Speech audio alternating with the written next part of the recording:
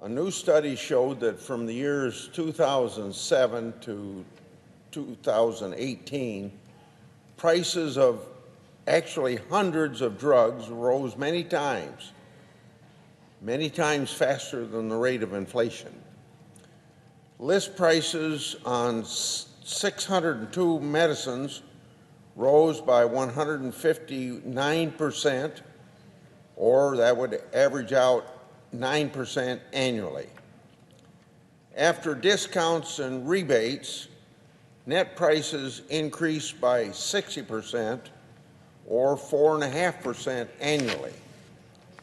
That's 3.5 times the rate of inflation. These are drugs for multiple sclerosis, cholesterol, rheumatoid arthritis, chemotherapy, diabetes, and many other debilitating and life-threatening conditions. Put into real terms, these price increases mean that if one of these drugs cost $100 a month in 2007, that same drug would cost $259 in 2018. Now, meanwhile, you got to consider the working American. Wages for the average American over the same time period increased about 30% in the private sector. That means wage growth is about half the rate of the growth of prescription drug prices, even after the rebates and even after the discounts. For many, increased drug costs are wiping out progress that these workers are making in their wages. Some families are even going backward financially after paying for their prescriptions. This doesn't take into account at all the many other increases in the cost of living, from college to housing to insurance. Now, Americans are surely fortunate, aren't we, to see the significant wage growth that we've had in this country for our workers under President Trump. Great progress. The President and Republicans in Congress can rightly take credit for the country's booming economy. But all that wage growth doesn't mean much, or at least as much, if it's spent on the same prescription drug refills every month. That's something that ought to concern every member of this Congress. And for most, I'm sure it does, because we hear about it constantly from our constituents. In fact, polls show during this election season that it's one of the top 3 or 4 issues that are most on people's minds. So let me be clear. These price hikes aren't because the medicines got better or there was a significant increase in research and development. No, this was because the pharmaceutical companies could do it, and doing it, they could get away with it. Because in many cases, consumers don't have choice. Consumers don't have options or alternatives.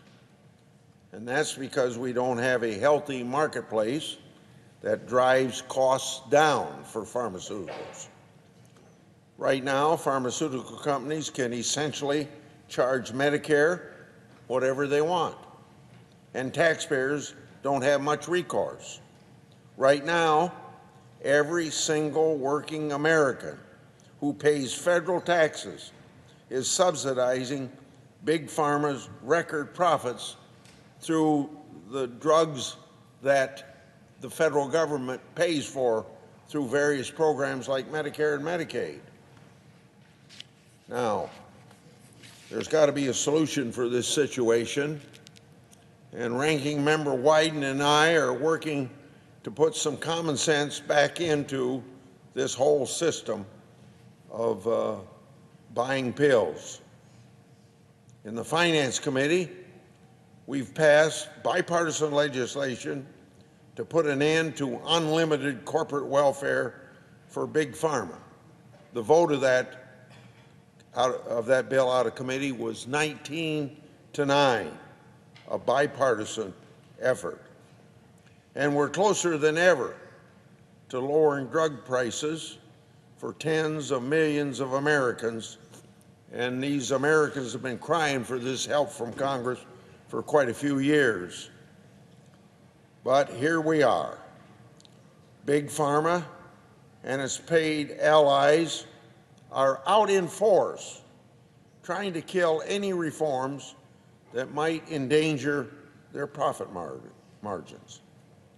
They're using scare tactics, deploying terms like socialism and price controls, just as if these subsidies to the Big Pharma is not a form of socialism. But I've been around long enough to recognize the political games that are being played now.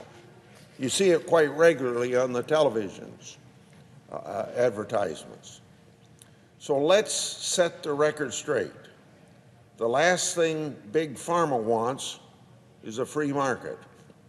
After all, these were the same folks who loved Obamacare so much because they knew it mandated another revenue stream for their products. Now, we all know how Obamacare has turned out, and yet they made a deal with the White House to back that bill. Now, Big Pharma is also warning that any reforms would hurt research and development. In fact, my bipartisan legislation with Senator Wyden would result in less socialism, a more competitive marketplace, and wouldn't put a damper on innovation. And that's according to something that I call God around here, the Independent Congressional Budget Office. These are professional people making these judgments. They judge most all of our legislation, particularly if there's a monetary cost to it. For those who may not believe a politician, let me point out to the work then of the professionals at CBO that they have done on Grassley Wyden. First, the updated Grassley Wyden bill will save more than $80 billion and result in no fewer cures. CBO number 2 says it'll reduce patient out-of-pocket spending in Part D of Medicare by around $50 billion. CBO number 3 says it'll reduce premiums by about $1 billion for tens of millions of seniors and Americans with disabilities on Medicare. And CBO says 4, that's all on top of out-of-pocket expenses that we put a cap on and an end to the dreaded donut hole that has been part of Part D since 2003. We've also, according to Congressional Budget Office number 4, we've also created a new way to spread out payments for those out-of-pocket expenses so that paying the bills every month become a bit easier for those on fixed income. And sixth and lastly, according to the Congressional Budget Office, the Bipartisan Prescription Drug Reduction Act, and that's the title of our bill, would protect taxpayers from being put on the hook for unlimited price hikes that have no basis in a functioning free market. So, without reforms, big pharmaceutical companies will continue to receive tens of billions of dollars in excess taxpayer subsidies. And they will also have no incentive to keep prices rising many times faster than inflation. Currently, prescription drug manufacturers can charge Medicare more and more every year, and they do. And when the government's paying and you have entitlement programs, taxpayers are forced to foot the bill. So Grassley-Wyden enacts accountability and ends corporate welfare without harming medical innovations. Now, Senator Wyden and I are looking forward to reintroducing our bipartisan bill very soon. So far, a dozen Senate Republicans have announced publicly that they support this bipartisan bill. Others will announce their support in coming days, and a dozen more Republican senators have indicated to me that Grassley-Wyden is going in the right direction and implying that they'd vote for it on the Senate floor. So I'm optimistic that we'll continue to gain support as senators learn more. I was really pleased with President Trump announcing his willingness to sign a bill in his State of the Union message. The next morning, Vice President Pence was on cable TV saying that he supported Grassley-Wyden. And Senator Azar has endorsed the bill. And not only that, but Senator Azar and a gang of people in domestic policy at the White House has been working with us on this legislation even prior to its coming out of committee.